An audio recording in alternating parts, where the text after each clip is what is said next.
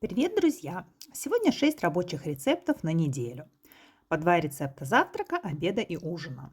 Все рецепты простые, ингредиенты, как всегда, в описании. Блюдо для подачи выкладываю рис. Рис я уже сварила. Думаю, все умеют варить рис. Наливаю молоко. При желании можно налить больше, но я люблю достаточно густую кашу.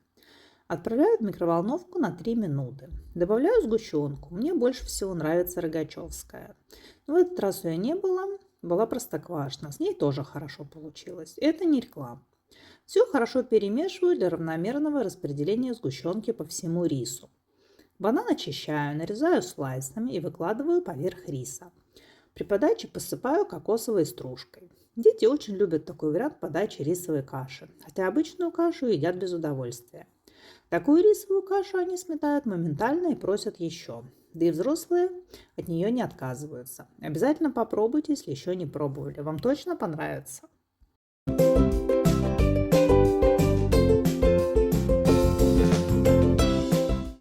кастрюлю выкладываю куриную спинку.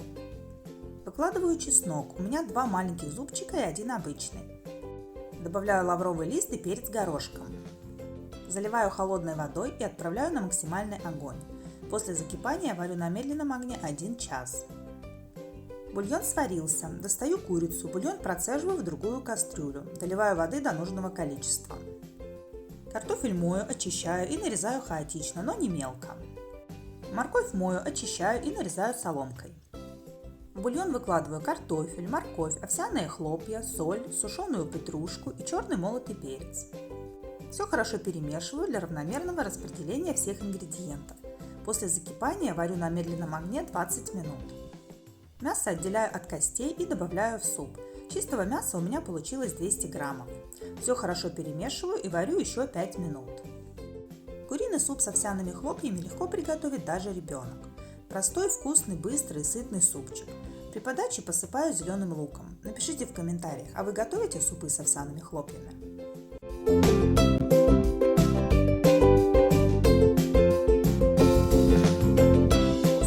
Измельчаю в комбайне, использую насадку крупная терка.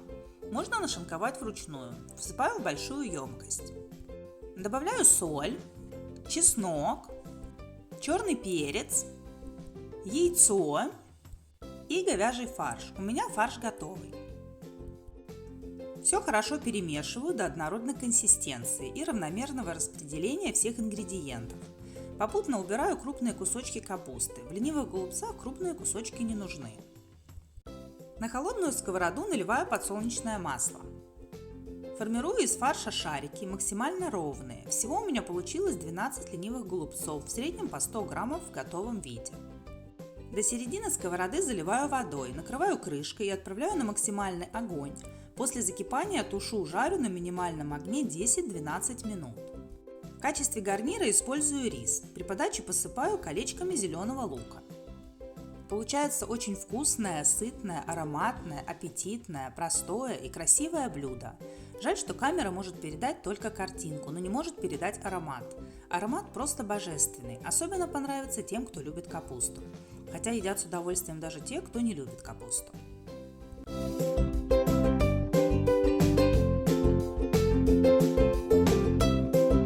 Отделяю желтки от белков. В желтки добавляю молоко. Молока можно взять немного меньше, чтобы цвет был ярче.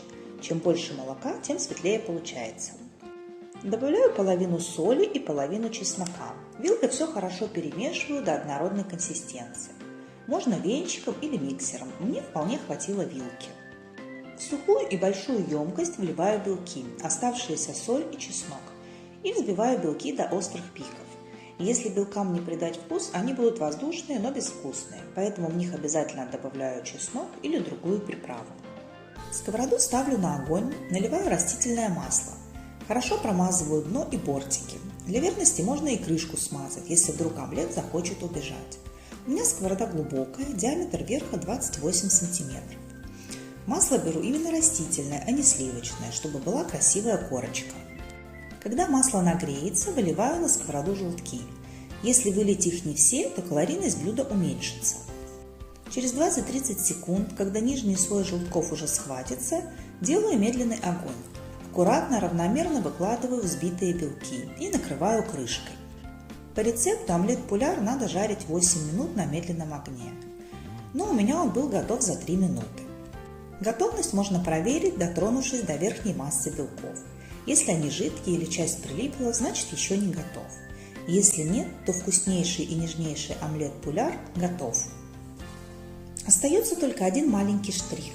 Выкладываю его на тарелку, не переворачивая, разрезаю пополам и складываю пополам белком на белок.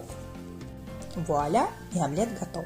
Такой омлет станет отличной альтернативой надоевшему обычному омлету и обычной яичнице. Омлет, а не обычно, а самое главное, очень вкусно.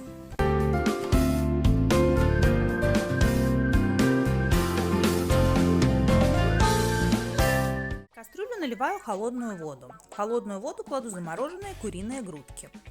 Добавляю лавровый лист и перец горошком. Ставлю на большой огонь. После закипания варю на маленьком огне 1 час. Грудки сварились, достаю их из бульона и буду использовать в другом блюде. Процеживаю бульон через сито в другую кастрюлю. На удивление пенки почти не было, даже нечего было снимать. Добавляю в бульон предварительно замоченный на ночь и промытый горох. Картофель мою, очищаю и нарезаю на небольшие кусочки. Морковь мою, очищаю и нарезаю на небольшие кусочки. Картофель и морковь добавляю в бульон. Петрушку и укроп промываю, просушиваю бумажным полотенцем и добавляю в бульон. Добавляю чеснок, острый перец, соль, паприку и черный молотый перец. Варю после закипания 40 минут на медленном огне. Когда варю горох, всегда беру кастрюлю большего размера, чем нужно, потому что горох при варке очень сильно пенится, даже на медленном огне. Измельчаю всю массу в блендере, можно воспользоваться и погружным блендером. Если у вас блендер не предназначен для работы с высокой температурой, надо подождать, пока содержимое кастрюли остынет. Готовую массу пропускаю через сито. Хорошенько все перемешиваю. В первый день супчик менее густой, а на второй как не густое картофельное пюре. Мне во второй день даже больше понравилось. При подаче добавляю сухарики и базилик. Гороховый суп получился очень сытный, с насыщенным вкусом. Обязательно попробуйте его приготовить. Дети даже не поняли, что там горох. Когда сказала, не поверили. Говорят, что это просто вкусная пюрешка.